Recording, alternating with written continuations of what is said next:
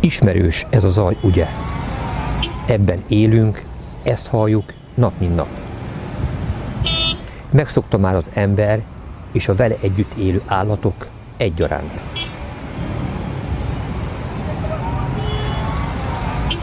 Ez az emberek dzsungelének zaja.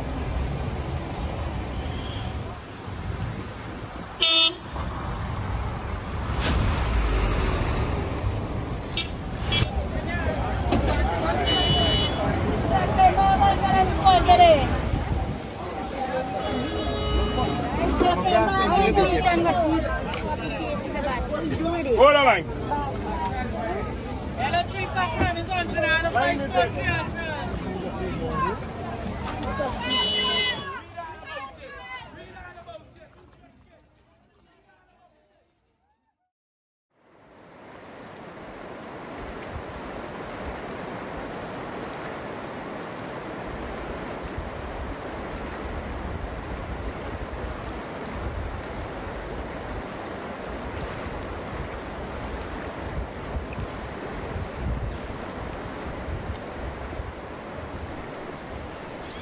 A természet zaja, a dzsungel hangja azonban teljesen más. El tudod azt képzelni, hogy egy hétre magad mögött hagyod a civilizációt, és csak ezt hallgatod, csak ebben élsz.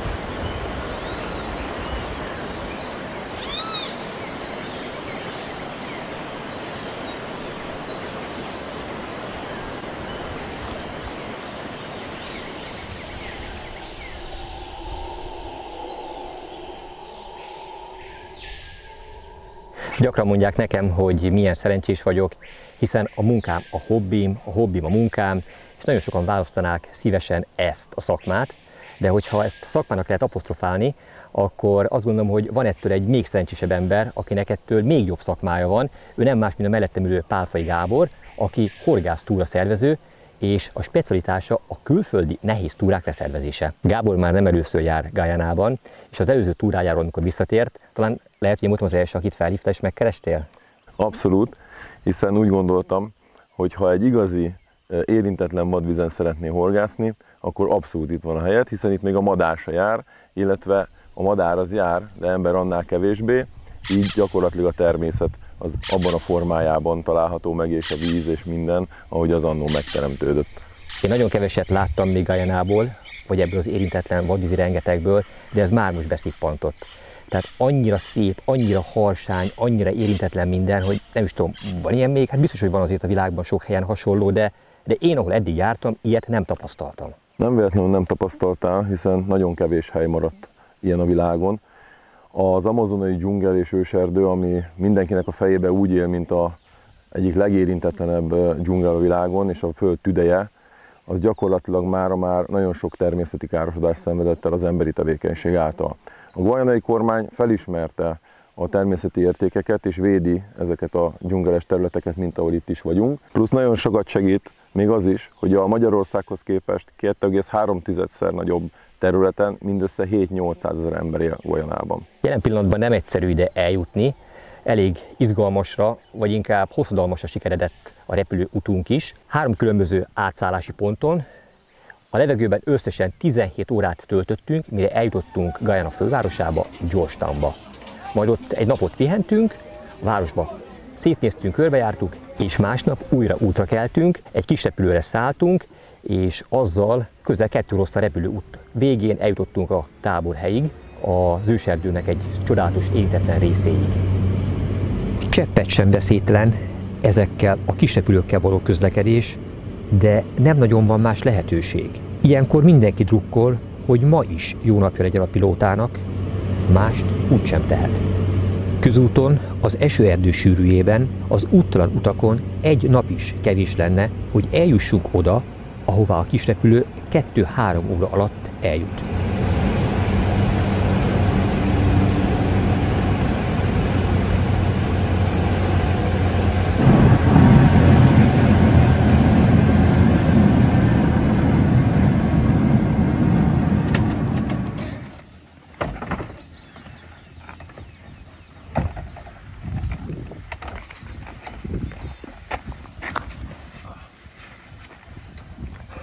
Megtekedtünk végre.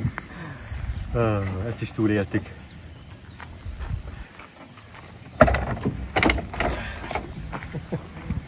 Hát ez is megvolt.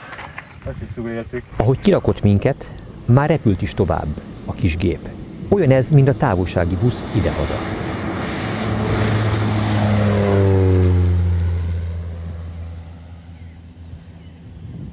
Gábor, hadd pontosítsak, amikor leszálltunk, ugye az még nem a végcélunk volt. Bocs, igazad van. Onnan még másfél órát jöttünk vizen, mire eljutottunk a valódi táborhelyünkig, ami tényleg az érintetlen dzsungel közepén fekszik. Ugye azért jöttünk ide be hajóval ezen az izgalmas vadvízi úton, mert ha jól emlékszem, azt mondtad, hogy semmilyen módon közúton ez nem megközelíthető? Ez így van, ide csak vízen lehet megérkezni, csak hajóval, vagy esetleg helikopterrel, hogyha van olyan hely, ahol le lehet szállni, de itt mindenki hajóval közlekedik. Amikor ebbe belegondoltam, hogy tényleg mennyire távol vagyunk a civilizációtól, ugye nem működik a Facebook, nem működik az internet, nem működik semmi, tehát most abszolút kizártuk a káros civilizációs hatásokat erről a környékről, mert egyszer nem tudjuk üzemeltetni ezeket, de akkor belegondoltam, ami egyben kicsit rémisztő is, hogyha itt nehogy Isten valamikünkkel történik valami, azért mire orvost hívunk, lehet, hogy arra már nem lesz szükség. Hát erre is fel vagyunk készülve. Ugye egyrészt van nálunk műholdas telefon, amivel azonnal tudunk kapcsolatot teremteni a külvilággal, valamint a tábornak is van egy sajátja, amely bármilyen probléma esetén használatba vehető és hívhatunk vele segítséget.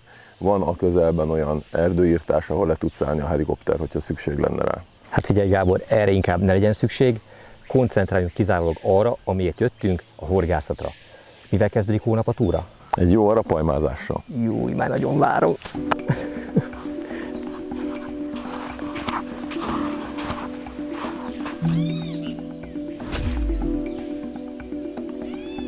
Csak kapkodtuk a fejünket. Annyi szépséget és különleges dolgot láttunk. De talán a legmélyebb benyomást az érintetlen esőerdő és annak rejtőzködő állatai tették ránk.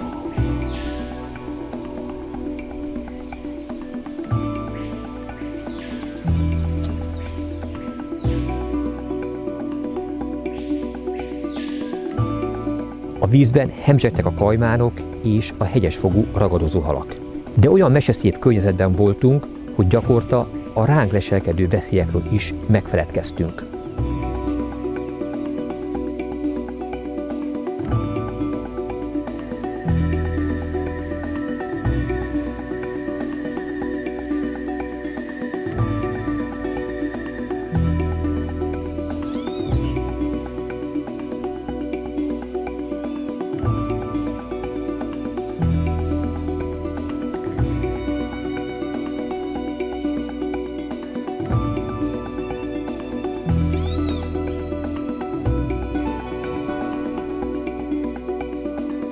Én az éjszaka folyamán jóformán nem aludtam semmit, annyira szokatlan a környezet, ez a természetzaj, az állatok hangja, minden rezzenésre, mindenre felébredtem, és persze alig vártam, hogy végre reggel legyen, és indulhassunk az arapajma horgászatára. Bepakoltuk a csónakokat, és a tervek szerint, ahova megyünk, ott 2 napot fogunk eltölteni, tehát nem jövünk ide vissza a táborhelyre, hanem kint szó szerint a dzsungel kellős közepén, a sűrűjében egy homokpadon fogunk éjszakázni, de azért maradunk ennyi időt távol a kempingtől, mert olyan területet közelítünk meg, amely utazás ideje nagyon sok időt venne el, ezért egyszerűbb, hogy ott maradunk, mert ha utazunk, jövünk, megyünk, akkor a horgászatra kevesebb idő jut.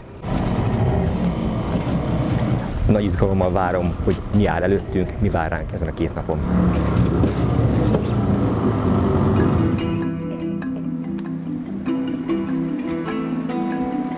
A folyó ezen szakasza még vadregényesebb és tagoltabb volt.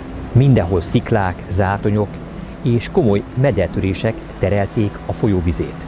A raftingpályához hasonlító folyószakaszon a helyi segítők nélkül elvesztünk volna. A rendkívüli helyismeretük segített abban, hogy biztonságosan közlekedhessünk.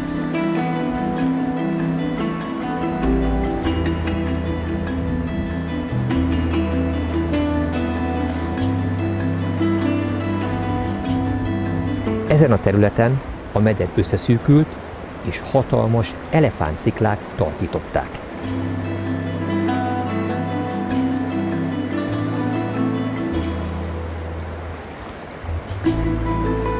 Ameddig a szem ellátott, mindenhol víz, víz és víz.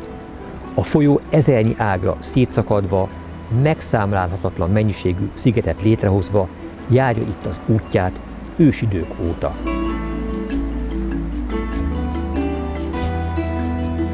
Itt olyan erővel folyt, örvény lett és csapkodott a folyó, mint a leggyorsabb hegyi patakok. Vezetőnk itt sem hibázott. Tökéletesen tudta, merre van a helyes út. Megérkeztünk a ideiglenes táborhelyünkre. Itt töltjük majd az éjszakát. Hát ez több mint 3 óra hossza csónakázás volt, mire eljutottunk ide. Szóval így most már értem, hogy miért célszerű 2 napra tervezni minimálisan ezt a közbenső túrát, mert egyszerűen annyi időt venne el az utazás, hogy nem jutna idő a horgászatra. És mint látható, hoztunk mindent magunkkal annak érdekében, hogy az éjszakát, illetve az előttünk álló 2 napot gond nélkül át tudjuk vészelni. Itt keresik egyébként arról szól, hogy egy ilyen produkció lebonyolításához minimum hány emberre van szükség. Ugye Pálfai Gábor az már képbe került, ő a túraszervezőnk, az ő segítségével sikerült ezt az utat lebonyolítani. Akkor ugye nyilván én próbálok majd halat fogni Gáborral együtt, és természetesen elengedhetetlen tagja a csapatnak Takács Péter operatőr kollégám, aki a kamerát fogja és ezt a fantasztikus filmet forgatja. Külföldi csapatoknál, például a Kordánál, Foxnál láttuk azt, hogy egy hasonló produkció lebonyolításához minimum 5-6 embert alkalmaznak. Hát Péter egy igazán univerzális személyiség, ő a rendezőnk, az operatőrünk, a vágónk és mindenesünk, és még emellett ugye a hajót is jól bírja. Hát azok a felvételek, amelyek készültek menet közben, többször figyeltelek, hogy épp hogy csak ki nem estél a csónakból, de remekül egyensúlyozol, és szerencsére benne maradtál. Hihetetlen, hogy milyen vadregényes volt az az út, az a túra, amin eljutottunk idáig. Egyszerűen elképesztő. Hihetetlen és lenyűgöz. Olyan környezet, ahol már csak ott lenni is élmény, nem hogy halat fogni.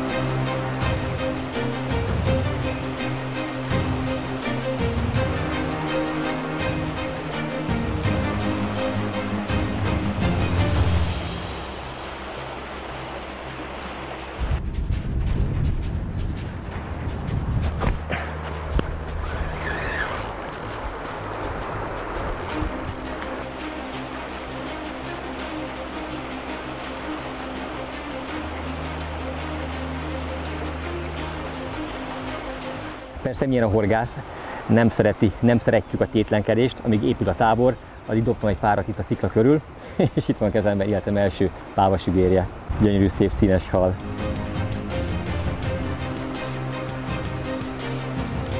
Én ugye, aki a vadvízi horgászat szerelmese, megszállottja vagyok. Nem véletlen volt könnyű Gábornak ebbe a túrába belevonni engem. Hát szóval én azt gondoltam, hogy azok a vadvizek, amelyeken én eddig horgáztam, azok mennyire érintettenek, nagy francokat. Tehát amíg szeretett Dunánk, a Tiszánk, vagy Európa egyéb más folyói, vagy Amerika, vagy sorolhatnám hosszasan a különböző földrészek, látszólag érintetlen folyói, mind kivétel nélkül emberi beavatkozás végeredményei. Míg ez a folyó forrásvidéktől a torkolatig egyetlen egy emberi beavatkozás nyomát sem tartalmazza. Hát ez hihetetlen, hogy ilyen létezik. Ahogy a Jóisten megadta több száz vagy több ezer évvel ezelőtt, ez azóta is úgy folyik itt, lerakja éppen a homokbuckáit, építi éppen a következő kis szigetecskéit, akkor éppen ezt a sziklát nyalja, ezt a sziklát bontja el, visz tovább. Hát ilyen van, és van. Elnézést, nem akartam udvariatlan lenni, amikor az előbb a csapatot bemutattam, de hát nyilván a helyi segítőink nélkül mi mit sem érnénk. Itt van velünk a 2 hajós kapitány, ők a guide-ok, ők azok a horgász segítők, akik rendkívül jól ismerik a vizet. Ugye nyilván az ő segítségük nélkül valószínűleg már az első 100 méteres zátonyra futottunk volna, hát látható volt az, hogy milyen vadregényes és sokszor tényleg szó szerint veszélyes területen kellett átkelni. ők ezeket a részeket, ezek a sikánokat, ezeket a surrantókat, és minden szegletét a folyónak hihetetlen jól ismerik minden időszakban, és egy kedves hölgy is itt van velünk, aki nyilván ezt az 5 férfit próbálja meg kiszolgálni, és finom ételekkel ellátni, mert hát nyilvánvaló valamit ennünk is kell.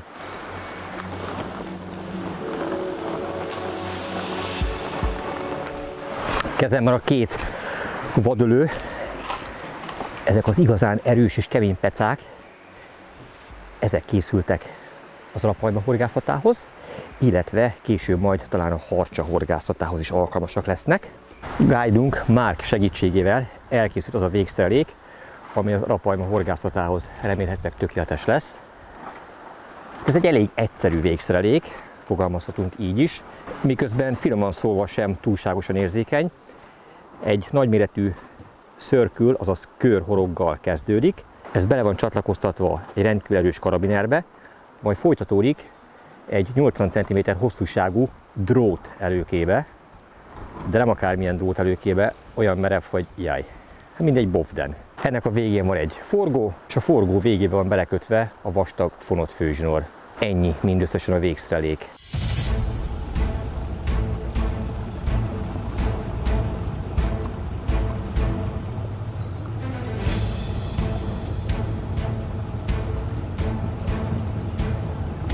Elérkeztünk túránk egyik legizgalmasabb pontjához, megkezdjük az arapajma horgászatot. Tudni kell az arapajmáról, hogy a mellékágakból kialakult belső tavakon találhatjuk meg, néha egészen extrém oxigénszegény vízben is.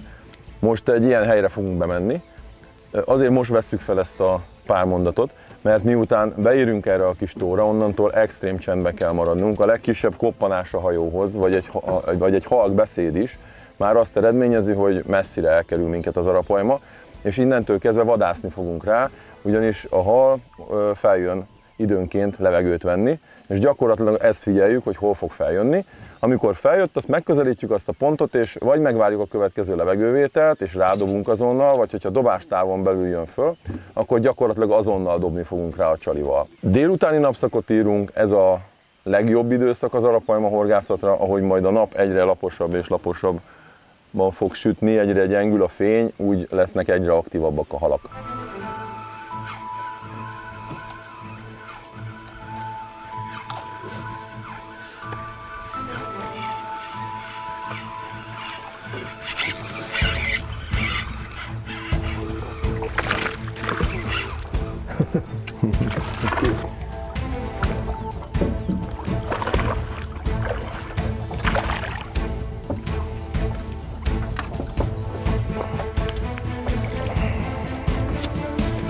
Itt van ez a nagyon szép kis pávasügér, nem a legnagyobbak közül való, de picit örülök is neki, hiszen ez a hal ez most kettős célt szolgál, nem csak szórakozásból pergettünk, hanem csalit is kellett fogjunk az arapajma horgászathoz, úgyhogy ő bizony csali lesz most, hiszen az arapajma egy ragadozó hal.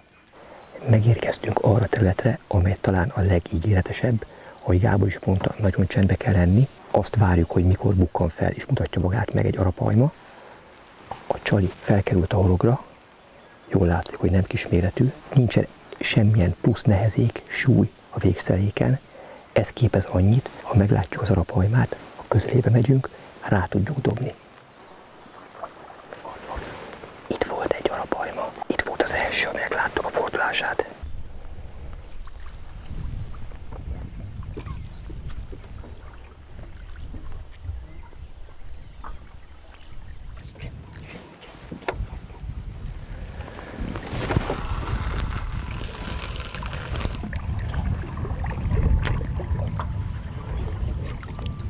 Ahova dobtam, ott láttunk egy hatalmas nagy halat fordulni.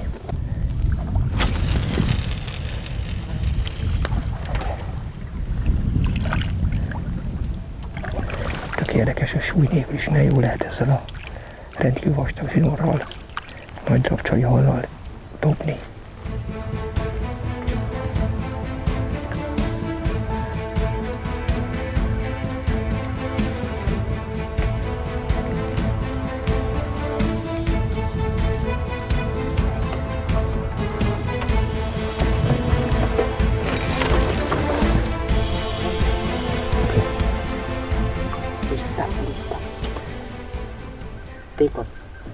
Take Tekerj másikat.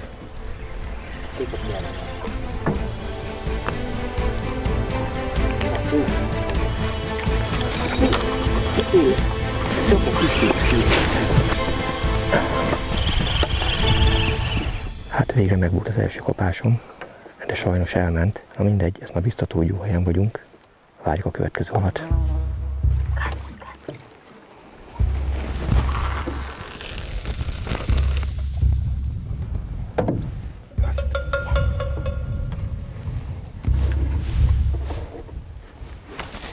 A bedobás után, a zsinór megfeszítését követően a kezem lesz a kapásjelző. Fogom a zsinort, és érzem azon a halnak a húzását. Jelen pillanatban az a baj, hogy apró halak, vagy hát pontosabban nem tudom mekkorák, csak azt érzem, hogy pöcögtetik, rákcsálják, valószínűleg pirányák, és szeregetik le a húst róla. Hát bízom benne, hogy észreveszi még, hogy marad anyja a később érkező természetesebb halnak. Nem rágják le az összes húst a horogról.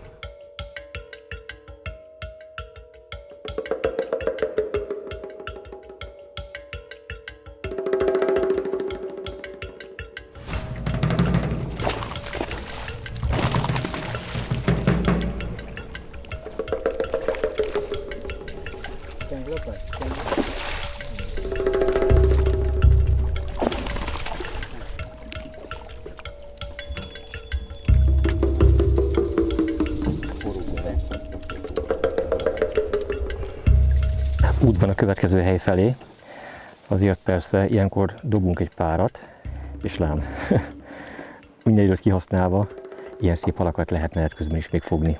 Ez egy újabb szép pávos sükér.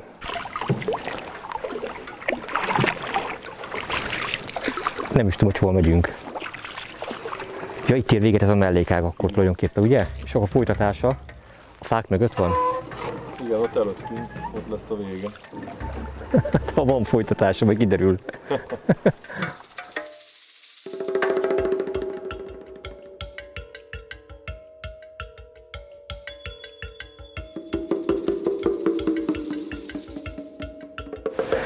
Ez itt tényleg konkrétan véget ér, Gábor. Hova tovább? Sokfajta kalandban volt már részem, de olyanban még nem, hogy elfogyott a víz a csónak alól, és egy olyan úton kell folytatni, szárazon húzva a csónakot tovább, ahol a végén remélhetőleg egy újabb víztest vár minket. Nem is látom, hogy hol van az újabb tó egység, ahova el kellene ezt a csónakot juttatni, de hát bízok a idegenvezetőnkben, bízok benned, Gábor, és fogjuk meg és húzzad.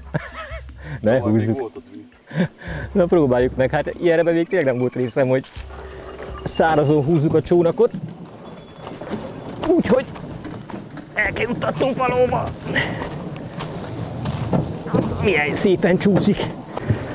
Ott van már a víz a végén. Most húzzuk meg. Látom már a vizet.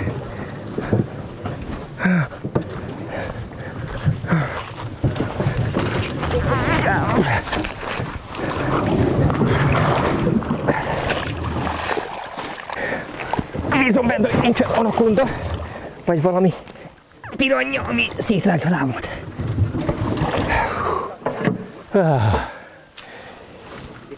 Ilyet. Hát itt, ha véletlen még halat is fogunk, az csak ajándék lesz, vagy hava tortán. Mindent meg fogunk tenni annak érdekében, hogy még halat is tudjunk fogni.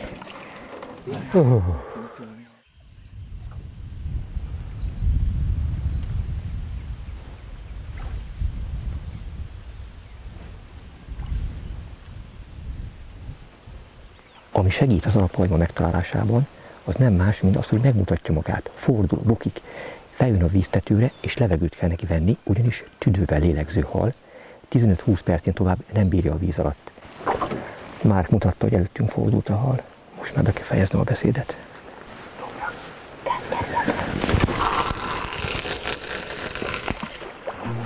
Fejbe vágtam.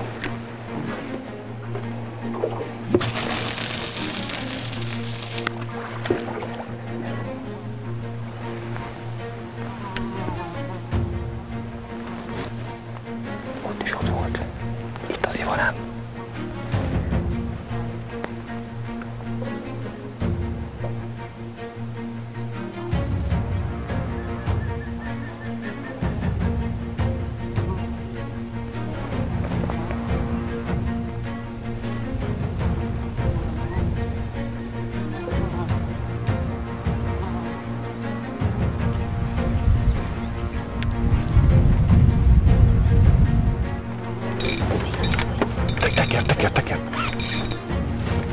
Ez az.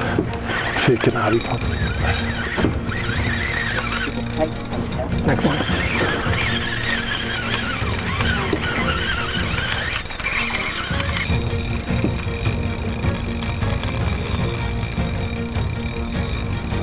A kapása az valójában olyan volt, hogy nem is érzékeltem, mert hozta felém. Csak azt tűnt, hogy azzal a zsinór folyamatosan. Jump, jump, jump, uré fog. Hú, te jóságoség. Majdnem bement a fába.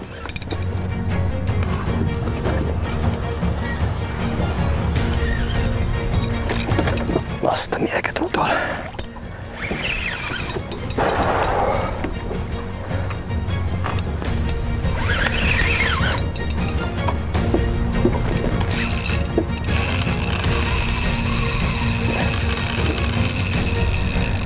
A rendkívül erős botot így meggörbíti.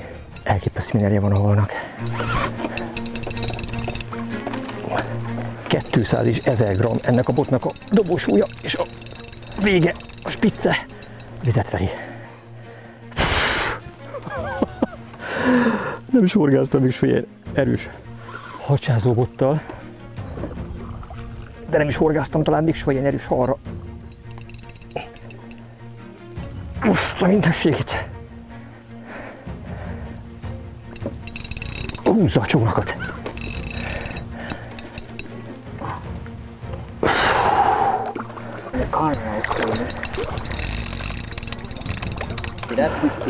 Te jóságoség! Édesanyám! Fárasztok én! 100 kilók még. That's like what they on the wall in the lodge. Azt mondja már, hogy When you get in the corner, a lózsnak a falán, ahol ki vannak rakva ilyen gyönyörű halaktól készült fotók, egy ilyen szépségnek a fotója látható ott. right?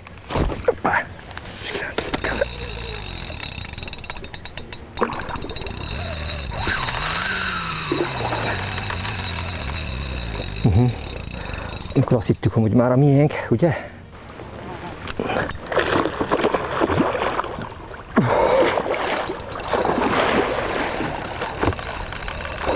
Belehúz a vízbe.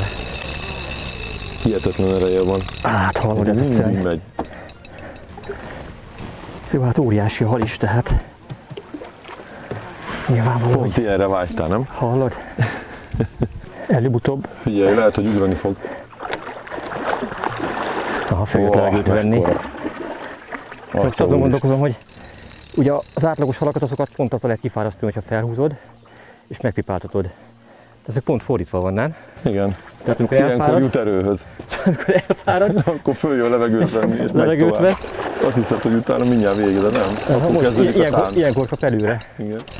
It's getting tired now. You have to get in the corner. Úristen, milyen vas, mint egy krokodil. Like a crocodile. 200 pounds one, this one. Több mint 200 font. Okay,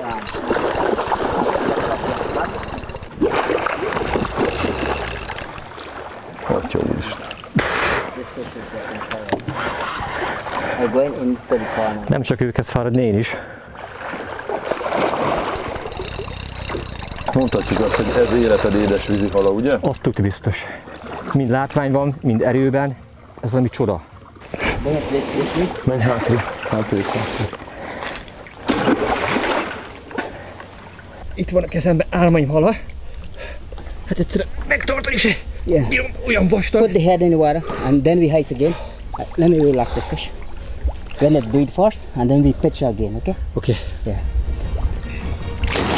Hold the fish, hold the fish.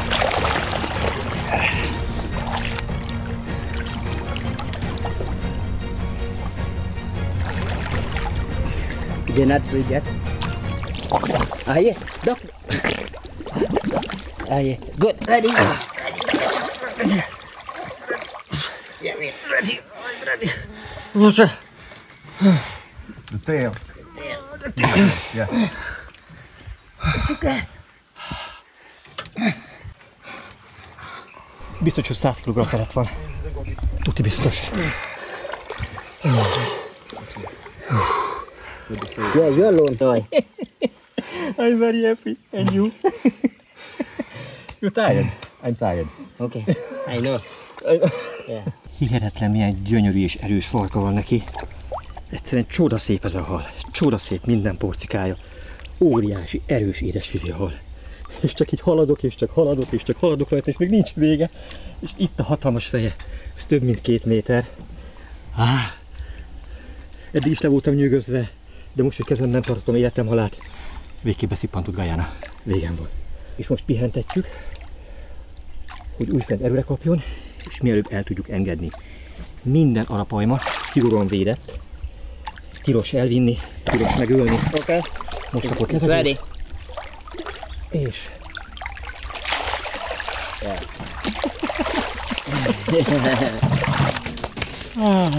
Istenem! Ez is megvan. Great job. Hát gratulálok! Gábor, nagyon köszönöm. Ennél szebb ajándék ritkán van. És ráadásul az első nap. Megmondjuk őszintén, kicsit el voltam keseredve, amikor ott az előző helyszínen elment az a hal. Nem voltam elég türelmes, nem nyelettem elég ideig. Nem egyszerű az arapajma megfogása. Ráadásul ezzel a szörpülhorokkal most már értem, hogy miért kell egyébként ezt használni. Ez nagyon nehéz az akasztás is, de ugye ez a legkíméletesebb a hallal. Tehát ugye ez, ami nem sért, nem bánt, viszont hogyha mélyre nyelte, akkor is ugye kíméletesen eltávolítható, és gond nélkül visszaengedhető. Így van, és ott hal tovább élhet, további 50-100 évet, nem tudom, meddig élnek az arapajmák. És megörömbeneztethet másokat is, akik ide eljönnek, és ezt a fantasztikus vízterületet kipróbálják. De ez még csak az első nap, első horgásznap volt. Fogjunk még egyet, fogjunk egy még nagyobb. Hajrá!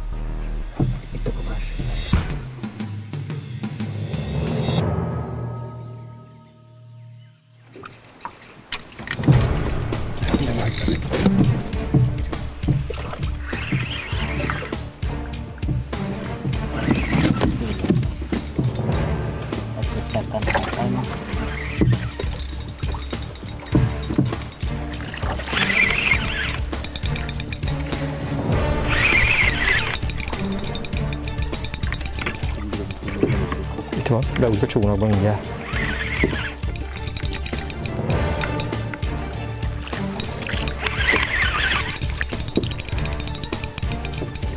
It's not too big.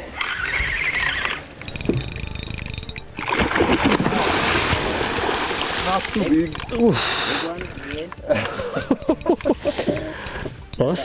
Azt mondja, nem túl nagy. majdnem beugrott a csónakba.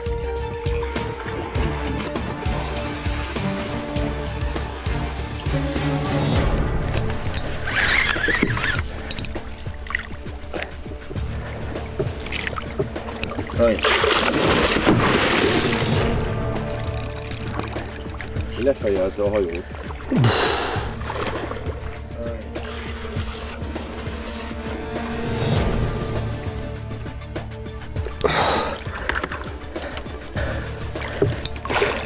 Újabb óriás.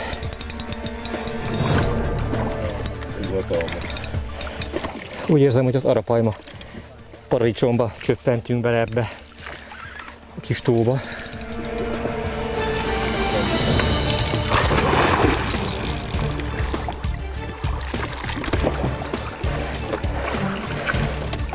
Part közelbe kell húznunk, hogy újfent ki tudjuk venni belőle a horgot, le tudjuk fotózni és videózni.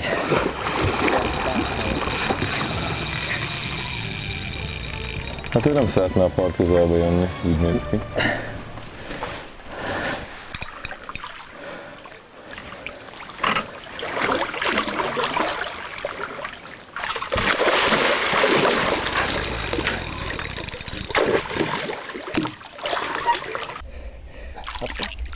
mert még egy órósza sem. És itt van egy újabb óriás. Picivel kisebb, talán 80-90 kiló. Ez is hihetetlen nehéz. Fantasztikus élmény. This fish is heavy. Yes, Something. it's very heavy. Yeah, this fish is very heavy. Nézzétek, mekkora uszonya van. Ez a mellúszonya. A feje? Hát ez nagyobb, mint az én fejem. És egyébként nagyon hegyes fogok is vannak benne, úgyhogy nem akarok nyitni a szájából. Amikor így csinál, amikor így büfög, azonnal le kell engedni víz alá, mert levegőt vett, és ilyenkor újfent erőre kap. Nagyon vigyázni kell rá, nagyon szépen kell vele bánni, és abszolút meg is érdemli ez a csodálatos szép hal.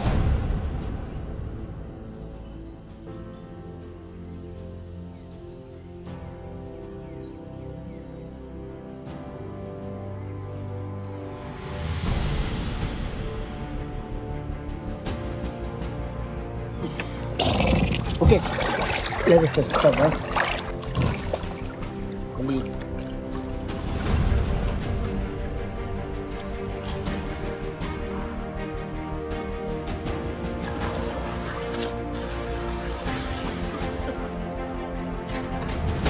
Alig volt már hátra 1 óra a naplementéig. El kellett dönteni, hogy visszatérjünk a táborba, vagy próbálunk még egyet becserkészni. Szerintetek melyiket választottuk? Tegnap is és ma is naplementekor egy teljesen különleges halmot hallottunk, ami a víz alól jön.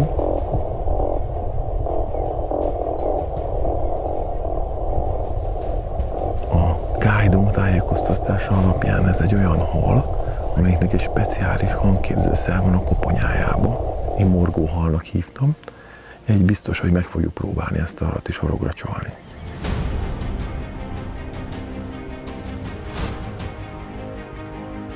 Hatalmas szerencsénk volt újfent, és a csónak előtt bukkant fel egy arapajma.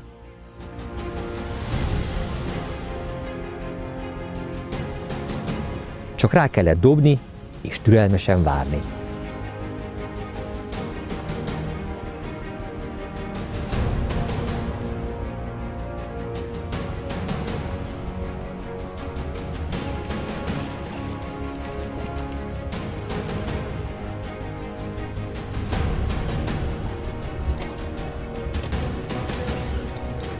És újra horogra akadt egy óriás.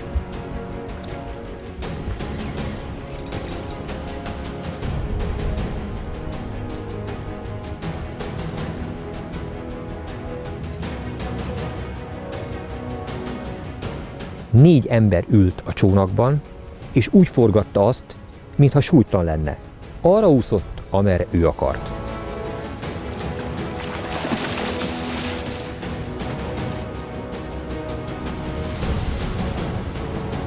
Rendkívül erős és kiszámíthatatlan hal.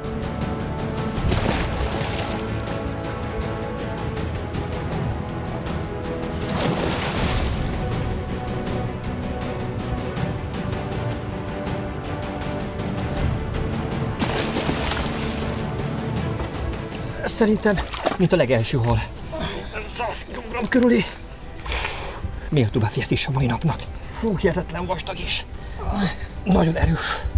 Nagyon nehéz hal. Kész vagyok. 200 pounds again. This one.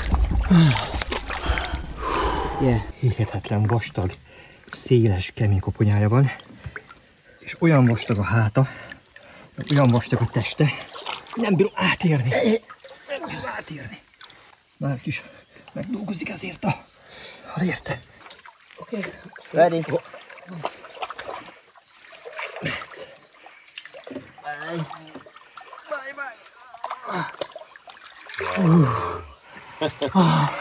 Három a magyar igazság.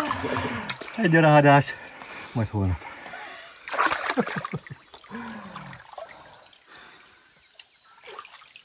Az egész legdurvább az, hogy nem elég, hogy bejöttünk, még ki is kell menni, és a dzsungelen át kell húzni a csónakot. Most annyiból változatosabb és izgalmasabb, hogy ez tök sötétben történik, és akár még jaguár is várhat ránk. És ez nem volt jó.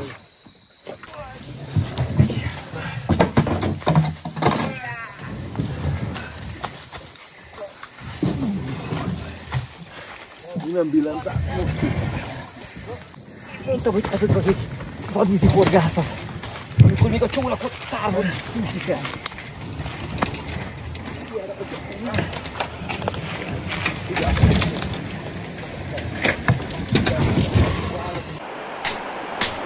Eddig is rendkívül nagyra tartottam a helyi guide-ok szaktudását és helyismeretét, de amit most itt ebben a korom sötétben megtapasztaltunk, hogyha lenne rajtam egy kalap, akkor megemelném előttük és meghajolnék előttük, mert világítás nélkül egyetlen egy fejlámpánk volt, de kérték, hogy kapcsoljuk le, igen, jól értitek, világítás nélkül úgy végigjöttünk ezeken a zubogókon, hogy egyetlen egyszer sem futottunk zátonyra. Egyszerűen elképedek azon, hogy hogyan lehet ennyire ismerni a területet, úgy, hogy egyszer oda nem koppan a csónaknak az oldala ezekhez a hatalmas sziklákhoz. Biztonságosan megérkeztünk, és itt vagyunk a táborhelyen. Minden ruhámat ki kellett teríteni, mert tulajdonképpen csuromvíz volt, és azért vagyok már a pizsomába, vagy az esti egyetlen megmaradt száraz öltözékemben, mert ez maradt. Nem készültem erre, hogy további váltóruhát magammal hozzak, de annyira kellemes a légkör, annyira kellemes most is jelen pillanatban a hőmérséklet, hogy egy szál trikóba gond nélkül el lehet lenni, és valószínűleg az éjszaka folyamán sem fogunk megfagyni. És akkor hadd mutassam meg a táborhelyünket. Én azt gondolom, hogy most nekünk van a világ egyik legszebb szállodája. Hát ha fölnézek az égre, körülbelül 100 csillagos, szóval többet ér ez nekem most, mint bármilyen 5 csillagos luxus szálloda, hiszen egy olyan vízparton vagyok, egy olyan dzsungelben vagyok, amely tényleg érintetlen. A gyerekkori táborozások emlékét idézi fel bennem ennek a kempingnek a hangulata, azt is mindig rettentően vártam, és nagyon élveztem a nyári időszakokban. Gábor mellett ott van a műholdas telefon, ez az egyetlen egy kommunikációs eszköz, amellyel a külvilág felé tudunk hazatelefonálni, vagy segélyt kérni. Szerencsére eddig abszolút nem volt szükség arra, hogy bárhonnan segítséget kérjünk, és bízom benne, hogy a következő napokban is ez így marad. És hát nyilván a tökéletes otthonossághoz az is hozzátartozik, hogy ez a kedves hölgy, aki velünk jött, egy ilyen tábori konyhát állított össze, és készíti nekünk a megfáradt horgászoknak a finom ételeket. Készül a sült krumpli, és már elkészült a rántott csirke. Ó, és van itt még csirkehúsleves is. Hát most a vastaget is megenném. Annyira éhes vagyok, nem fogunk válogatni.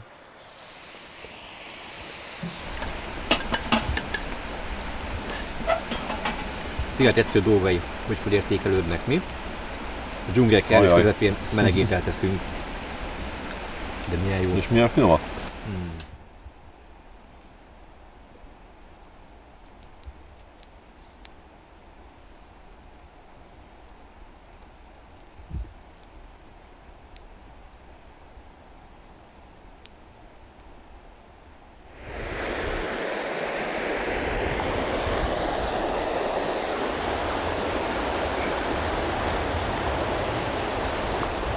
Sikeresen túléltük az éjszakát.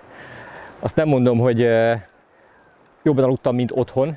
Újfent minden zajra, minden zörejre felébredtem. Éjszaka itt mindenféle állat csörtetett a tábor környékén, illetve egy narancssárga szempár is folyamatosan kémlelt minket, mint később kiderült, egy nagy kajmán volt, ami az ételmaradékokat szerette volna összedni itt a táborhely környékén. Szerintem a végén be is gyűjtötte.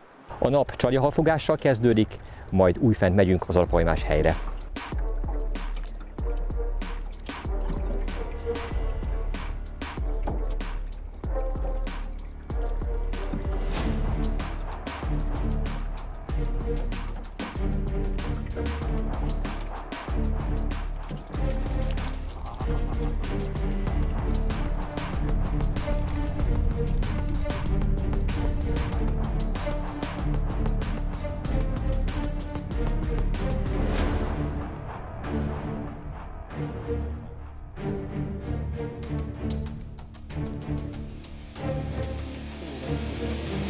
Fogtam egy igazi, nagyfogú halat. Mekkora fogai vannak, ezt nézzétek! Ő a pályára, azaz a vámpír hal. Hát rászolgál ezekkel a szép nagy fogakkal.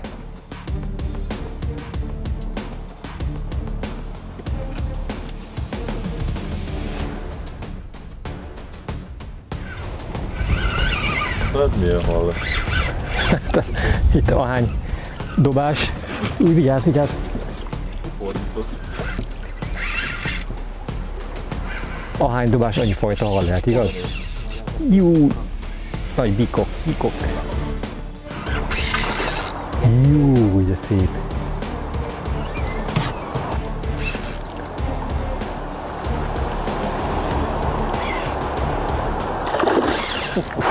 Ez szép lesz. Így, de szép vagy. Ekkorát mi nem fog? Hol van a Itt a librip valami. lébriped? Tessék, veszed? Aha. Áj, Gábor, gyönyörű. köszönöm. Ez igen. De szép nagy. Nézd, ilyen pupja van a fején. Aha. Életemben nem fogtam még ilyen nagyot, bár már ugye tavaly jártam ezen a vizen, de ilyen szép példánnyal még nem volt dolgom. Itt a guide elmondás alapján egy ilyen 3 kg körüli gyönyörű sügér, pálvasügér. Fantasztikus. Megfogni is fantasztikus, meg maga a hal is gyönyörű.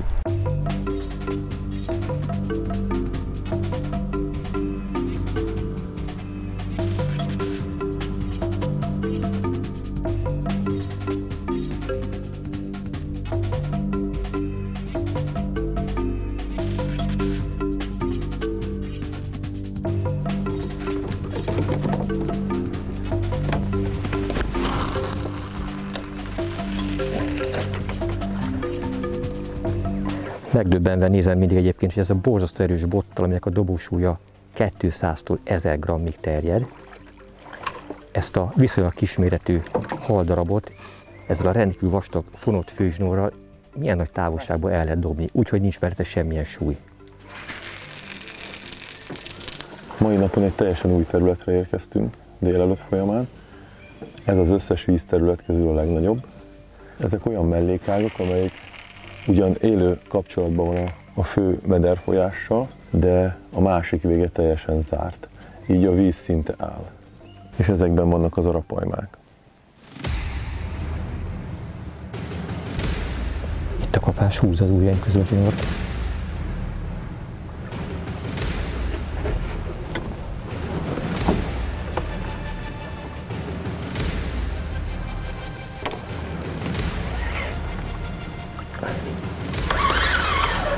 De vágni nem szabad, csak megemelni a botot.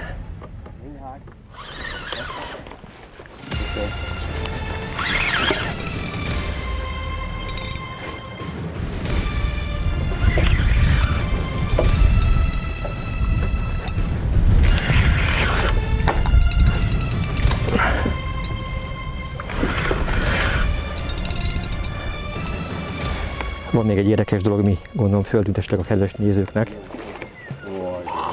Úristen, mekkora!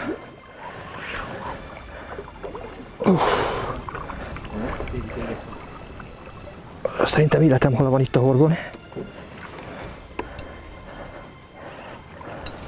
A másik guide azt mondta, ez a legnagyobb az összes csík. Ami föltűnhetett a kedves nézőknek, hogy miért én fárasztom a 4. halat. Azért, mert az ilyen horgomra akadt. Gábor, azt beszéltük meg egyértelműen, hogy akinek a horgán van a kapás, az fárasztja ki. Ez pusztán szerencse, pusztán véletlen, hiszen teljes mértékben ugyanaz a két végszerelék, ugyanaz a csali. Most az, hogy miért pont épp az én horgomra akadt, ez pusztán csak szerencse.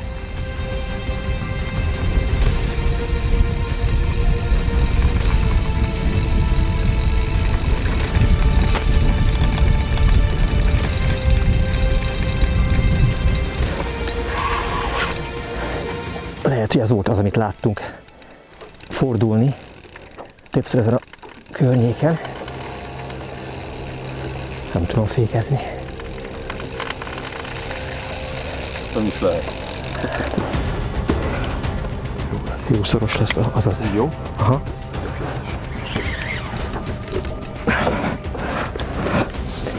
Így már tudom a botnak a nyelét hova tenni. Így könnyebb fárasztani. Egyszerűen egy idő után a botnak a nyele mindenhol útban van. Nem véletlenül találták ki azt a fárasztéget.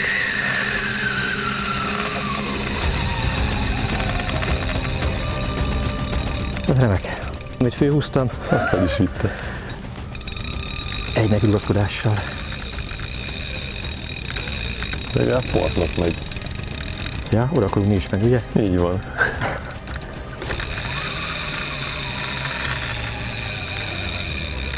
Megindult a bokornak? Nem tudom. Úristen, Egy krokodil. nagyon durva.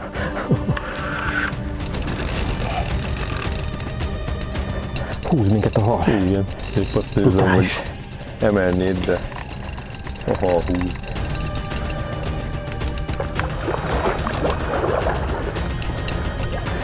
De szép. Hatalmas.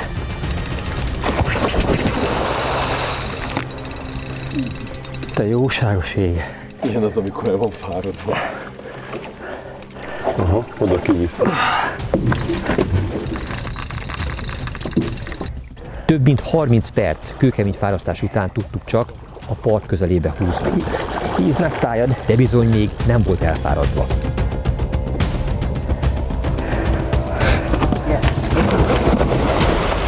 Sőt, itt újult erővel megállíthatatlanul úszott a partszéli bokrok felé.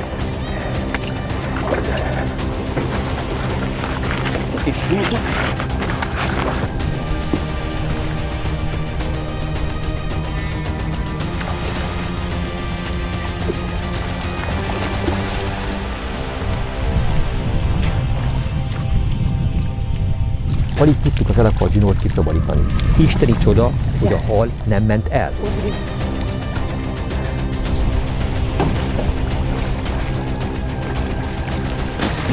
Egy ilyen halat csak akkor lehet megfogni és lefotózni, ha ő akarja, mi ketten ehhez kevesek voltunk.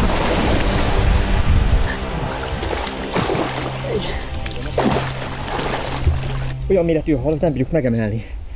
Egyszerűen, látjátok? Nem tudom átérni. Olyan vastag. Take the plants out. This one.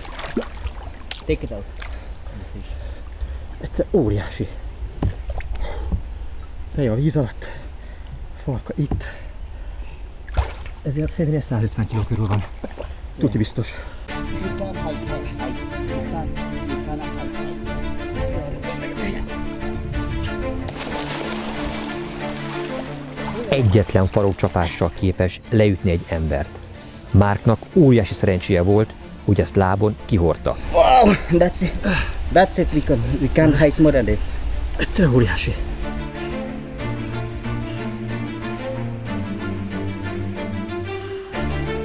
Készen vagyok.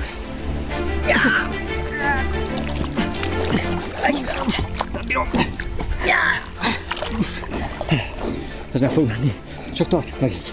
Oké. Hold the fish. Nagyon szerencsés módon a száj sarkába akadta horog. Persze én sem úsztam meg. Egy erőteljes fejcsapással repített arrébb, csoda, hogy nem tört el egyik bordám sem.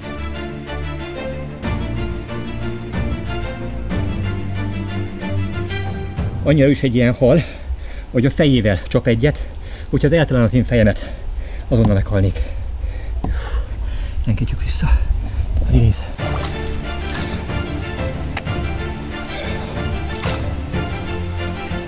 This Paima is more than 300 pounds. 300 plus. Az ugye azt jelenti, hogy több mint 300 font. Hát ilyen 150 kg körül van, ahogy satszoltuk. Óriási. Itt egyetlen egy halat sem mérnek. Nyilván fogtak már annyit, hogy a hossza, kerülete és az egyik paraméter alapján elég nagy pontossága meg tudják satszolni. Igazából annyiszor mondtam már. Oké, most lehet megkérni. Nem a hal mérete, hanem hozzá kötődő élmény, ami számít. Élet az, hogy élmény volt.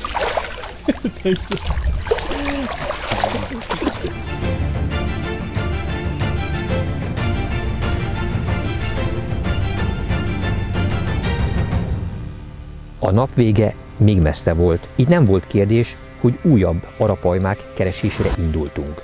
Hosszas kutakodás után egy viszonylag kicsi mellékágban láttuk meg egy biztató halfordulást. Gábor nagyon pontosan dobott a korábbi halfordulásra, és 5 perc múlva már húzta is a zsinort az ujjai közül. Most megállt vele. Hélin?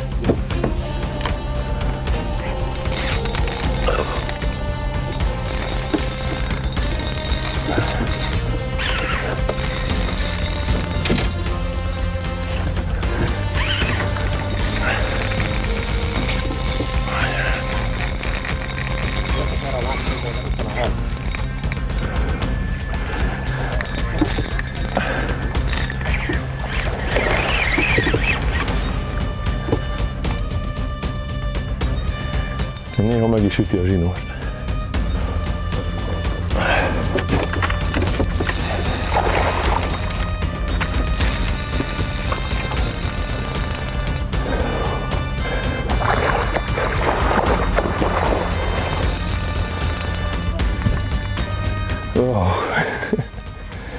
Újra egy 200 fontos.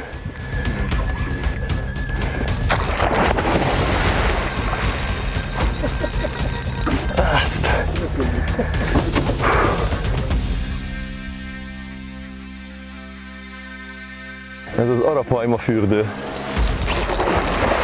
Vaj, de gyönyörűt fordult. Istenem, de szép ez a hal.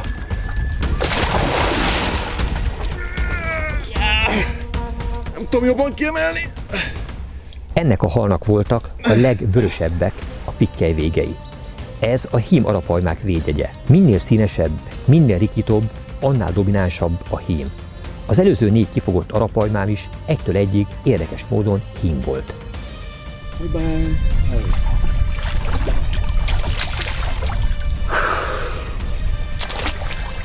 Thank you, thank you so much. Thank you, great job. Köszi srácok a közreműködést. Szuper volt. Szívből gratulálok. Nagyon köszönöm. Te is vizes lettél. Hát próbáltam elekerülni tegnap, de mára nem úsztam meg. Látod, a sors úgy hozta, hogy neked is horgodra akadt életed hala.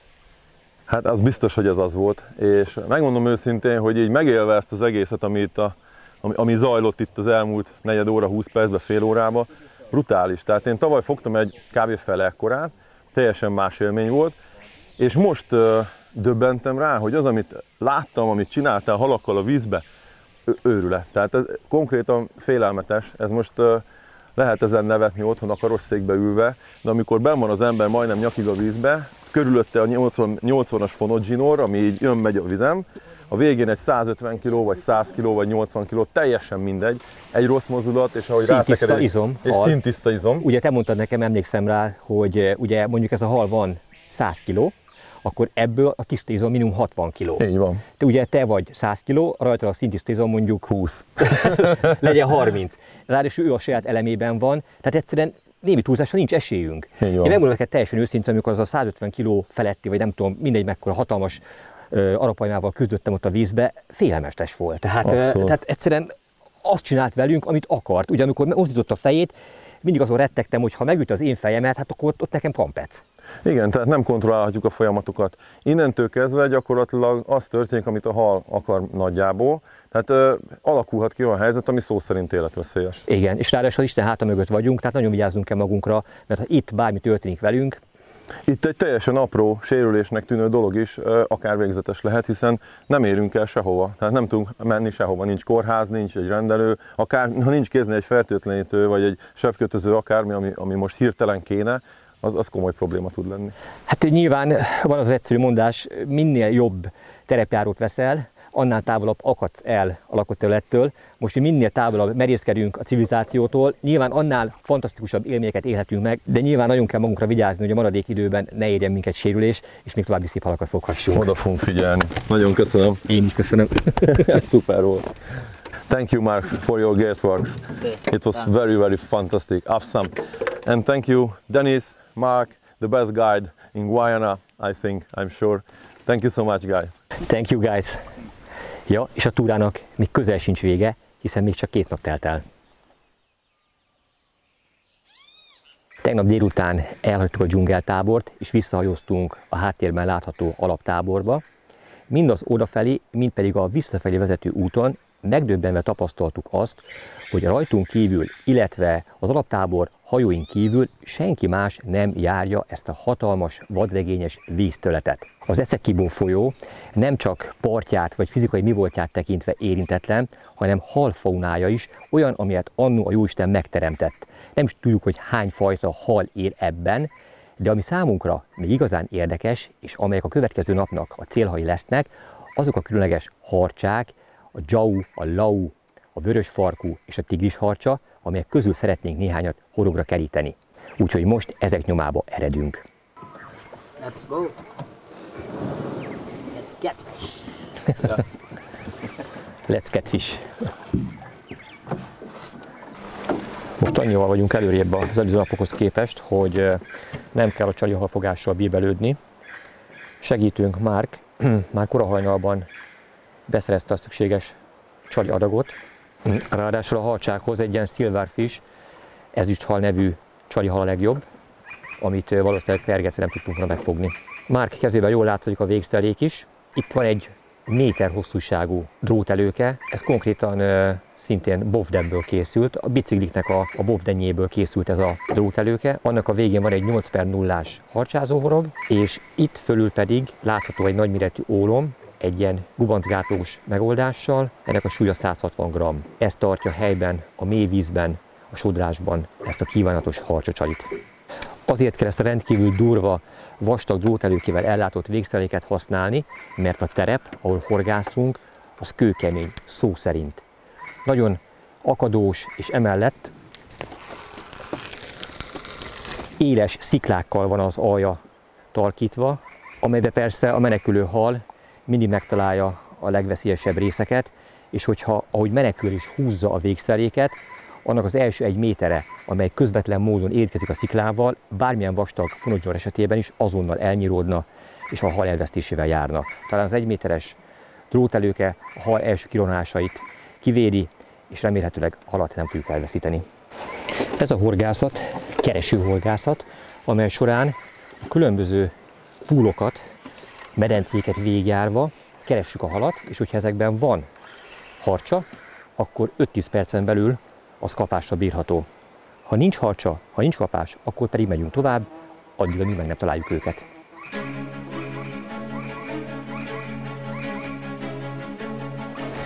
Leültem, most dobjál te.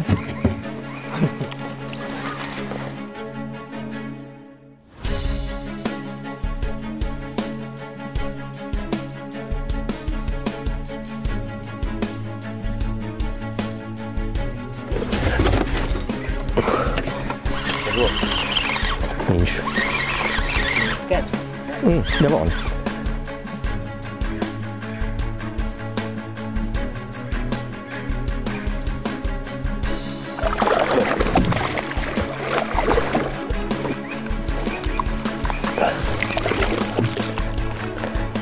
Kezemben az első harcsa. 4 fajtát soroltam fel a bevezetőben, hát ez nem volt közöttük. Ez egy ilyen lapos fejű, Davallo, talán ilyen névre hallgató harcsa. Szép. Szép kicsi. De tudjátok, aki kicsit nem becsüli, nagyot úgysem fog. Azaz.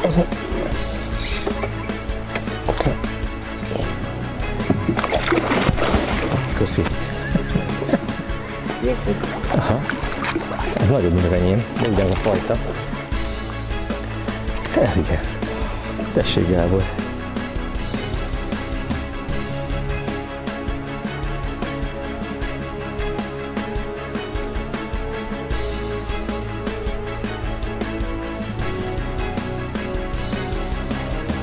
Jelenleg a trópusokon vagyunk, többféle trópusi éghajlat is létezik a Földön. Ahol most vagyunk, ez egy tipikus esőerdei éghajlat. Ugye benne van a nevében is egy esőerdő, ezért ez a rengeteg zöld növényzet, a gyönyörű vegetáció, mert folyamatosan kapja az esőt, ezért folyamatosan tud nőni. A kellemes meleg éghajlat, ez a 28-30 fok, amely éjszaka sem hűl 22-24 fok alá. Természetesen itt is vannak évszakok, nem olyanok, mint nálunk otthon Magyarországon. Itt megkülönböztetünk esős évszakot, azon belül is van a short rain, tehát a rövid esők, ami azt jelenti, hogy egy nap többször is esik, keveset, és van a long rain, amikor napokon keresztül folyamatosan esik, ezek között pedig száraz időszakok vannak. Jelen pillanatban, februárban száraz időszak van, de mint az elején is elmondtam, azért esőerdő, mert gyakran esik az eső. Ilyenkor is van eső, természetesen nem napokig, de ilyen szemerkélő, kisebb, folyamatos eső egy-egy napra becsúszhat.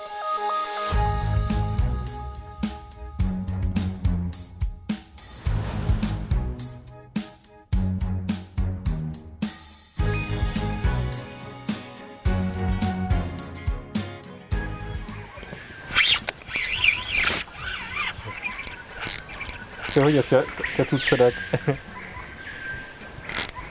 Ez nem lesz egy. Meglátjuk.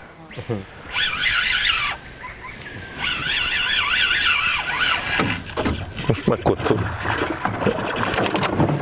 Ez egy drumfish. És nagy. Ez dobol. A csónak alatt.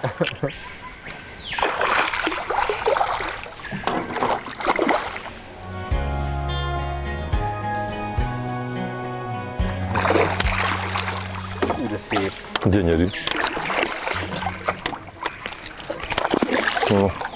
De szép. Sikerült ebből a nagyon különleges halból fognom egy példányt. Ugye ennek a hangját már hallottuk, nagy csapatokba vonulnak napnyugtakor a mély részeken a folyókba, és egy egészen különleges morajlása van a víznek tőle. Megmondom őszintén, először azt hittem, hogy szórakozik velünk a guide, amikor azt mondta, hogy ez hal. De most sikerült fogni, és így, ilyen hangja van neki. Drumfish a neve ennek a halnak, dobhal, és hát a hangja alapján kapta, gondolom, ezt a nevet. Ami még különlegessége, hogy a pikkelye olyan, mintha tükör lenne. És gyakorlatilag teljesen tükrözi a pólómat, tehát gyönyörű, ilyen UV-zöld színbe pompázik a hal, ha innen nézem. Közben hallani ezt a különleges hangot. Fantasztikus, a természet egyik csodája ez a hal.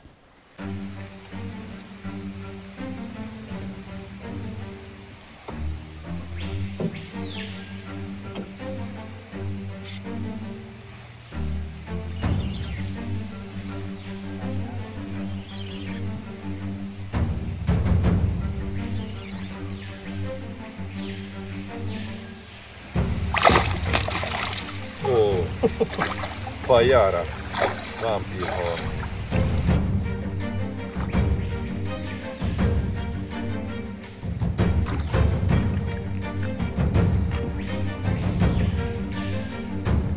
Brutálisak a fogai.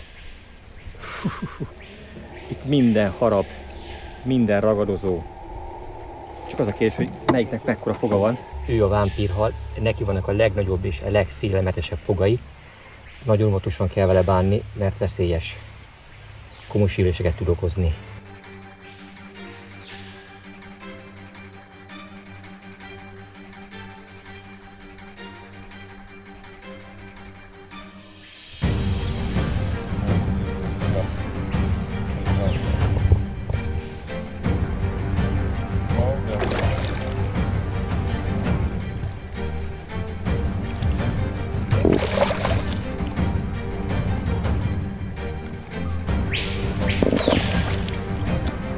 Kezemben egy újabb gyönyörű dobhal. Ez olyan, mint amit az előbb Gábor fogott, csak hát természetesen nagyobb.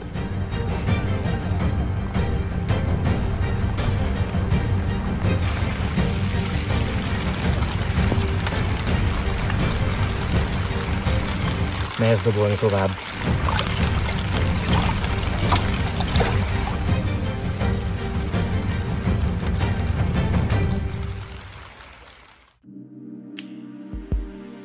Utunk során mindig új dolgokat fedeztünk fel. Ez egy víz fölé lógó, fára épített hangyavár, amelyet megmozdítva a milliónyi hangya a támadó elriasztása érdekében ilyen érdekes hangot ad.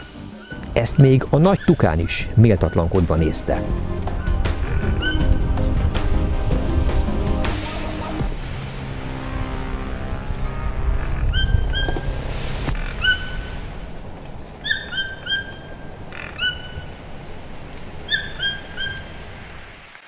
Lehet hallani, hogy közelít az eső. A sziget túloldalán már szakad, gondolom kell még egy 30 másodperc, és itt is szakadni fog sajnos.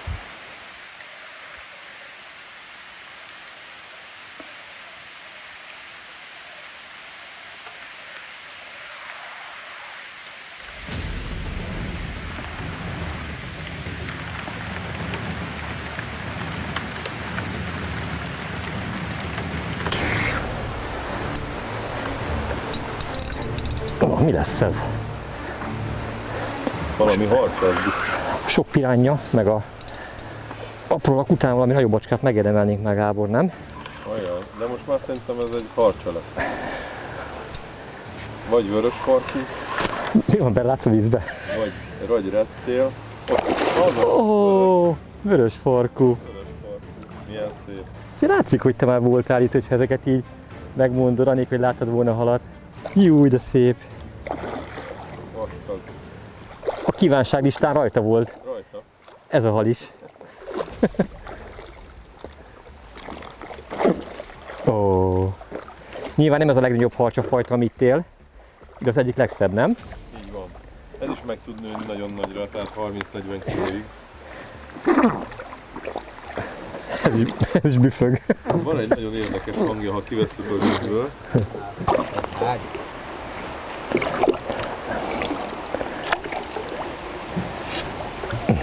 És nem azért vele kell, hogy kapaszkodjak.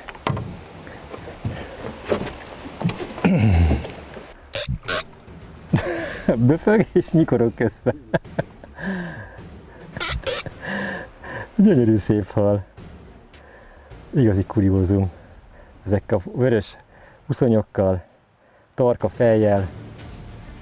Igazi trópusi halacska.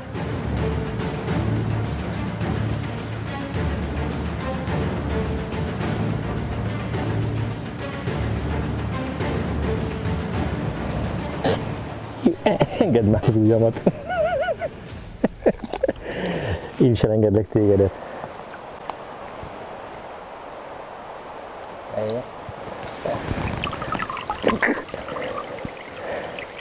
De szép elúszott. Thank you, Mark. Egy harcsafajta kipipálva a 4-ből, amire vágytam.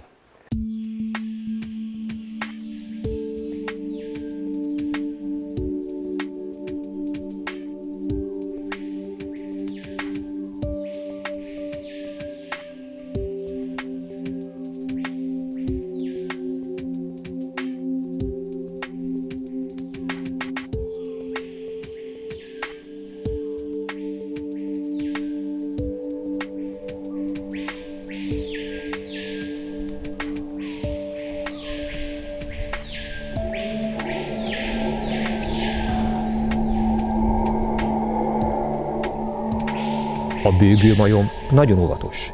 Ritkán merészkedik az erdő sűrűjéből a folyóparti fák közelébe. Nekünk ez a család engedett egy kis bepillantást a mindennapi életükbe.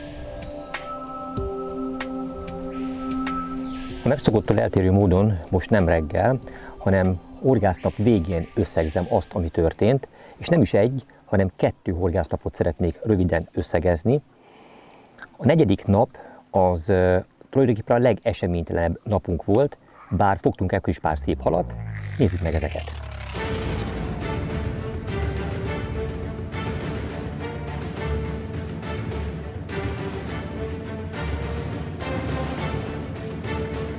A horgászatunkat kicsit megkeserítették a mindig éhes fekete piranyák.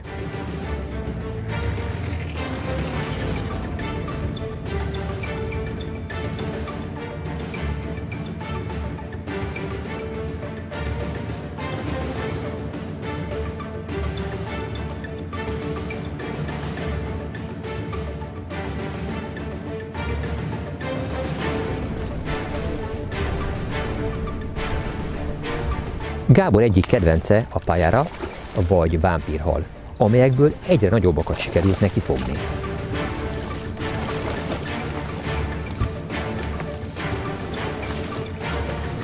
A tűhegyes fogai miatt a kivétele mindig különös körültekintést igényel. Igen, mosolygok.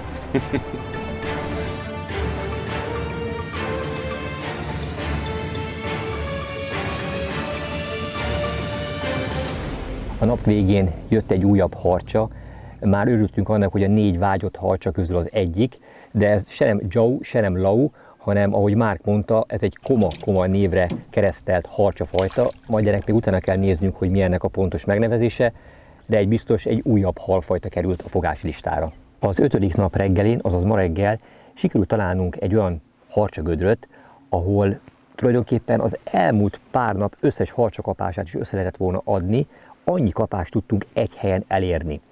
Mint később kiderült, ezek nem voltak túlságosan nagy halak, de kapást ért, és legalább jót szórakoztunk, miközben újfent horogra akadt egy vörösfarkú harcsa, Gábornak is, nekem is, és végre a 4 vágyott harcsa közül horogra akadt egy újabb példány.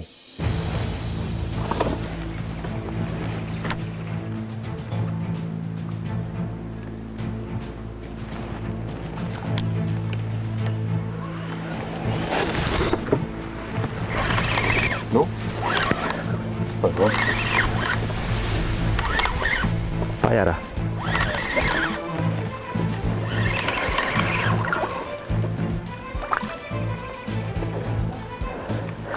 Oda néz!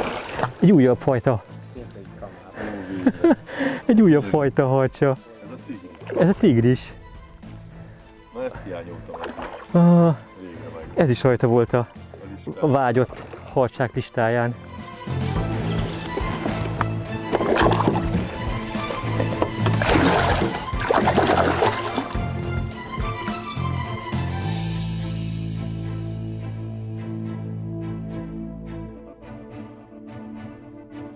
Itt volt a horgon a tigris harcsa.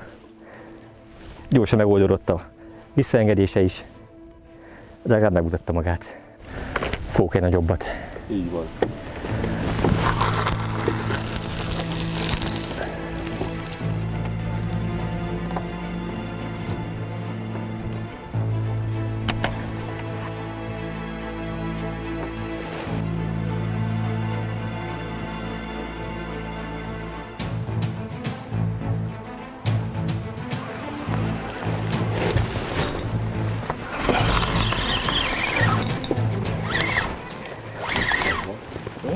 Fish.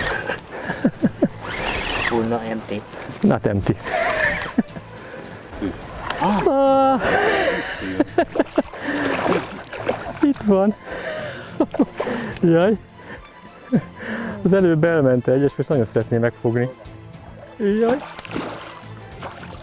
De milyen a sors? Elveszíted az egyiket. Majd a következő dobással visszaadja. Hát, így legalább meg tudom mutatni. Jaj, de örülök neki. Itt nem a hal mérete, hanem a különleges mintázata, ami igazán érdekessé teszi. Ő is beszél, csak ő más harcsa nyelvet beszél. Vajon ezek megértik egymást maguk között? Egyik vörös farkú, másik tigris mintás, harmadik, negyedik pedig teljesen más. A különlegessége, hogy ennek is olyan lapos a feje, és összezárom, akkor kiesik a kezemből, szóval olyan lapos, mint egy kacsáé. Panaszra egyáltalán nincs okunk, hiszen az elmúlt 3 napban is szép halakat fogtunk, bár ezek egyike sem volt igazán kapitális méretű, holott ezek között is vannak igazán termetes, akár 50 kg körüli, vagy azt meghaladó méretű halak is. Az persze nem lehet, hogy minden napot kimaxol az ember, olyan nincs a legszebb mesében sem, hogy mindig minden pillanatból és minden helyzetből a létező legnagyobb halat tudjuk megfogni. Lehet, hogy volt a horgunkon, mert persze egy csomót el is veszítettünk, de a kamerának csak azt tudjuk megmutatni, ami végül horogra akadt. Utunk során egy olyan homokos part mellett haladtunk el, ahol Mark szeretett volna nekünk mutatni valamit. Ez nem más, mint az óriás folyóvízi teknős frissen lerakott tojásai. This look like a small nest, it can be 100 only. The bigger turtle will lay more plenty eggs.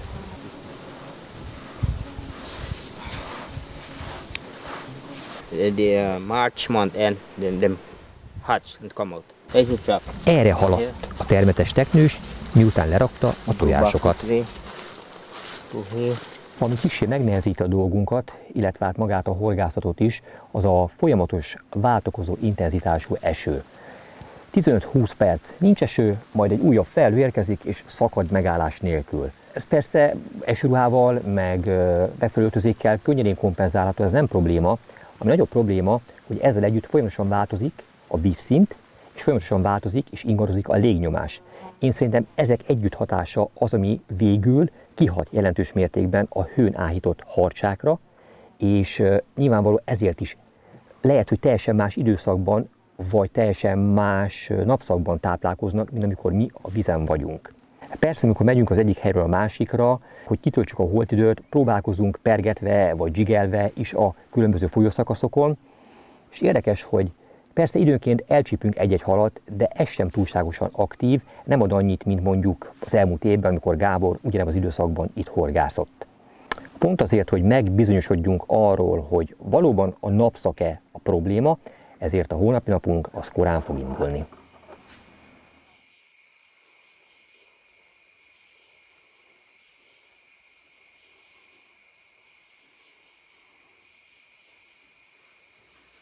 Hajnali 4 órakor már a parton voltam, és megkezdtem a bepakolást. A tábor még csendes volt, de hamarosan megérkeztek a segítők is.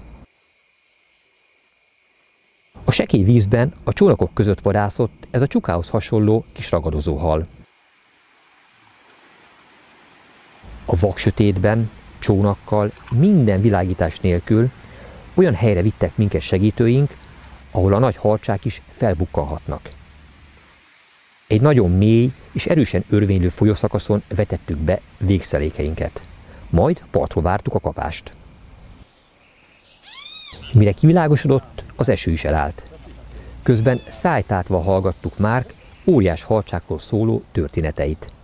Nekünk azonban ma reggel nem volt hozzájuk szerencsénk.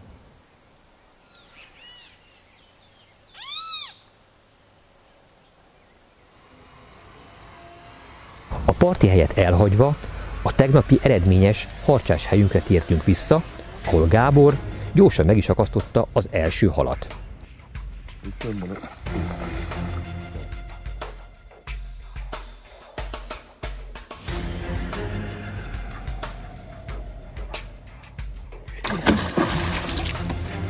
Ez bizony egy hatalmas vámpírhal.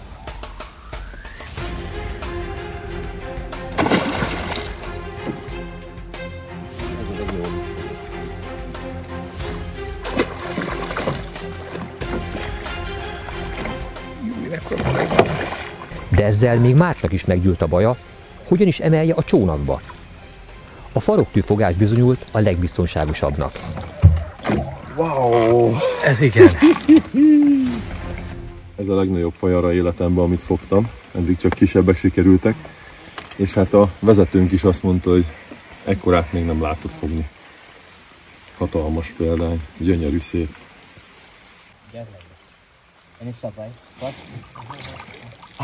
Okay. Ó! Nice. De jó elviszem. Az eső persze újfent rákezdett, de végre én is halat választottam. Az egyik kedvenc halacskám, a vörös farkú harcsa akadt horgomra.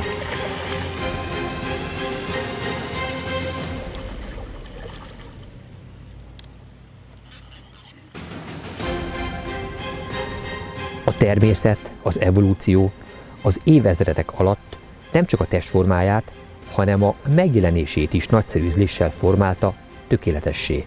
Egyszerűen szép és különleges hal.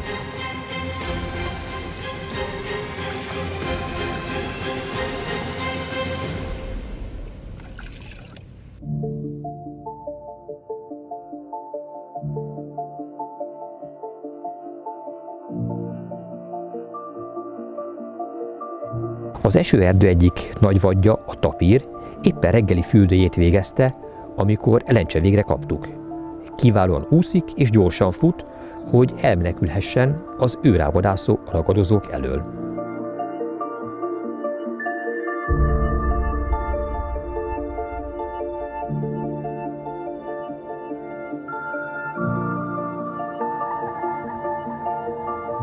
A sok eső miatt víz került a tankba, majd a karburátorba. Nagyon durva víz jön a karburátorból, jól látom. This water? Yeah.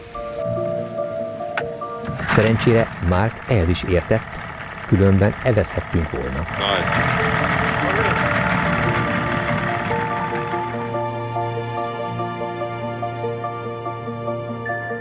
Feltűnt, az itt élő embereknek nincs órájuk, nincs mobiltelefonjuk, és nincs GPS-ük sem, mégsem tévednek el soha. Nem használnak harradalt sem. Bármennyire is süt a nap, nem tesznek fel napszemüveget, vagy ha szakad az eső, nem vesznek fel esőruhát. Amikor megkérdeztük, hogy miért nem használják ezeket, a válasz egyszerű volt. Mert nincs rá szükségünk. Miközben mindenük megvan. Mark egy közeli faluban él, van egy kis háza, 4 gyönyörű gyermeke, megértő, segítőkész felesége és egy olyan munkája, amit imád csinálni. Mindezt egy meseszép környezetben. Valójában kellettől több.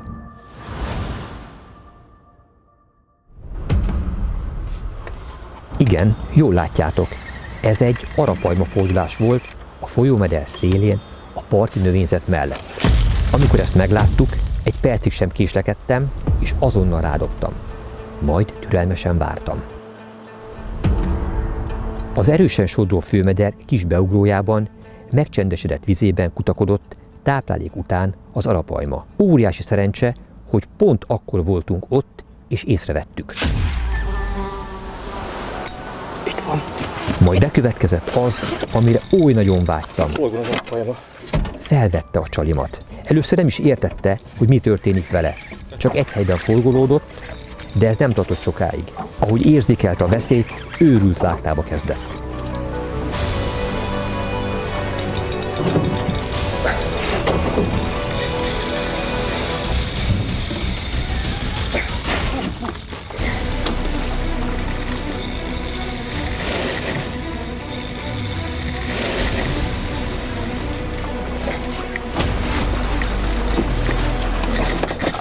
Úristen, hol van? Milyen gyors volt?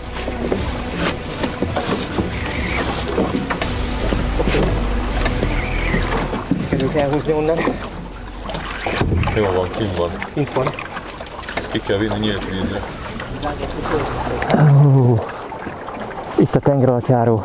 A nagy harcsák azok elkerültek, de lám, az arapajmák azok a kegyeikbe fogadtak. És hihetetlen, hogy a hatalmas nyílt vízterületen, a folyó szakaszon is sikerült egyet akasztani. Észrevettük, ahogy ott a kisöbölben, a bokor szélében fordult, megmutatva magát, és úgy voltam vele, hogy nincs semmi veszíteni valóm, ha rádobok.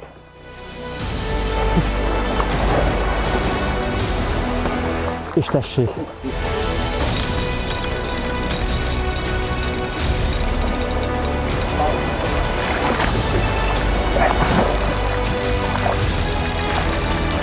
Aha.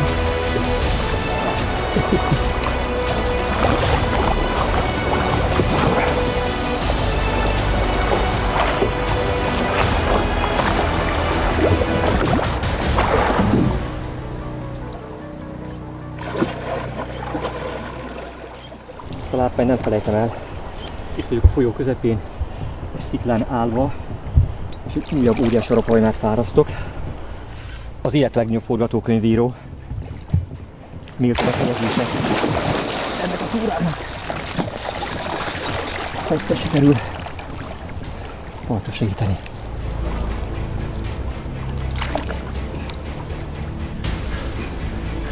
Nem tudok mit mondani, kész vagyok. Köszönöm, Gajana.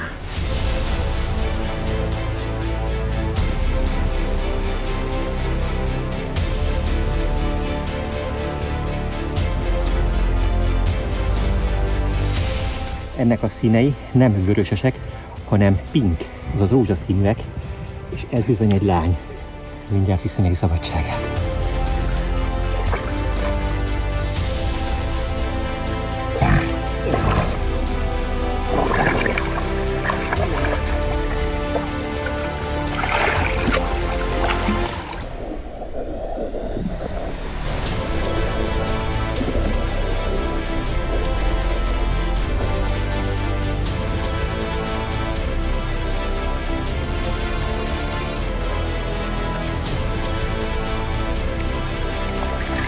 Ezt csináltuk.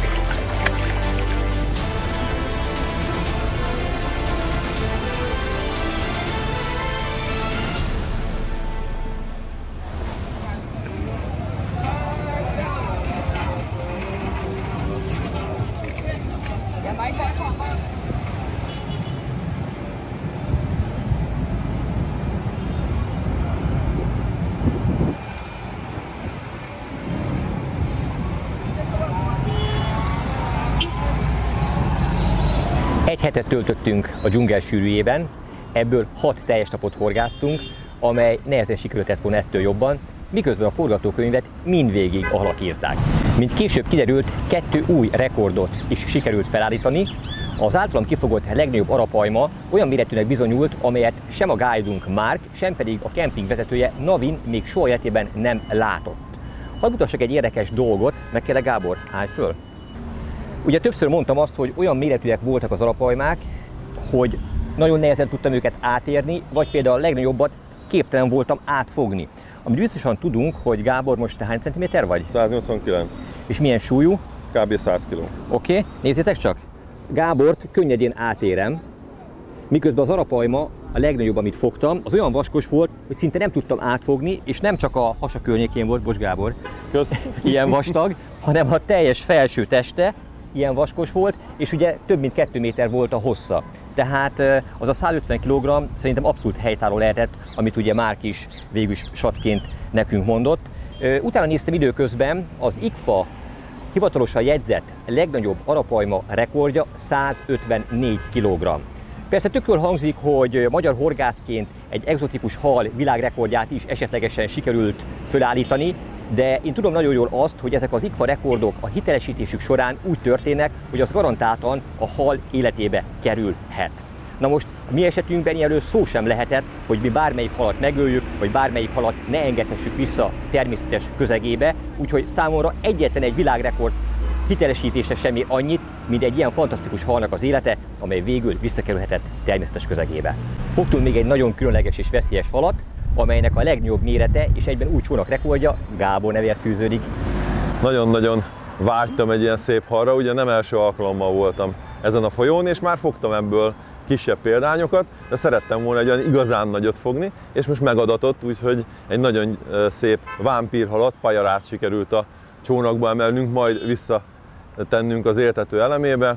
Egy fantasztikus élmény volt, úgyhogy nagyon hálás vagyok, hogy sikerült egy ilyen gyönyörű halat megfogjak. Ennek a halnak a becsült súlya kb. 8-10 kg között lehetett, de mint más halat sem, ezt sem mértük le, hiszen számunkra Gáborral nagyon közös a gondolkodásunk ebben, hogy a halhoz kötődő élmény sokkal fontosabb, mint hogy most pontosan tudjuk, hány grammos az adott hal. Én nagyon boldog voltam ezzel a hallal, és maga a guide-unk is azt mondta, hogy ez már igen. A 4 vágyott harcsa közül végül 2 akadt a horgunkra. Ugye volt ebből egy rettél, azaz vörös farkú harcsa, és volt egy tigris mintás harcsa. Az igazán nagyméretű Jau és Lau az elkerült minket, de képbe került még további 2. Az egyik az egy, mi volt a pontos neve? Koma-koma. Koma-koma, igen, a másik az pedig a Davallo. Davallo, ha? Még ezeket a neveket memorizálnom kell. Szóval ezek olyan harcsák voltak, amelyekre nem számítottunk, így az összesen 4 fajta így is kijött, de a másik 2 nagy harcsa, amely most elkerült minket, azért, hogy legközelebb megfoghassuk őket, remek indok arra, hogy visszatérhessünk. Gábor, ez az a terület, ahova bármikor nagyon szívesen visszatérek, hiszen ilyen érintetlen vad természetet már nagyon-nagyon kevés helyen találunk a világban. A vizekről ne is beszéljünk, hát most gondoljunk bele, hogy milyenek lehettek a mi folyóink, a Duna, a Tisza, mikor még nem voltak szabályozva, milyen gyönyörű vad élőhelyeket rejthettek. Gyakorlatilag ez, ami most itt Guyanában van, az Essequibo folyón, ilyenek lehettek annó a mi folyóink is, és valószínűleg a halgazdagságban is tükrözhették ugyanezt, amit itt az Essequibo folyón tapasztaltunk. Ráadásul ebbe a folyóba soha az életbe gyakorlatilag emberhalat nem telepített. Ez a fantasztikus populáció teljes természetességében van jelen, ami köszönhető a természet egyensúlyának. Bármilyen furcsa ezeket a vadvízi kalandokat, ezeket a vadvízi horgászatokat, amelyek már nem csak horgászatok, hanem expedíciók, még lehet fokozni és még magasabb szintre emelni. Most egy olyan, még ettől is nehezebb területre készülünk, ahol még jobban ki kell lépnünk a komfortzónánkból, még nehezebb, még zordóbb körülmények várnak ránk, de bízom benne, hogy azt is sikeresen megoldjuk. Hamarosan jelentkezünk. Gábor, nagyon szépen köszönöm a közreműködésedet, köszönöm szépen a segítségedet. Nekem is egy nagy élmény volt. Nem furcsa ez a városi zajat egy hét teljes csend után? Fú, hihetetlen kellemetlen. Nagyon bántja a fülemet. Ugye? Mennyivel jobb volt ott a vadvíz rengetegben, nem? Ajaj, nagyon durva itt nagyon minden. vágyom vissza oda.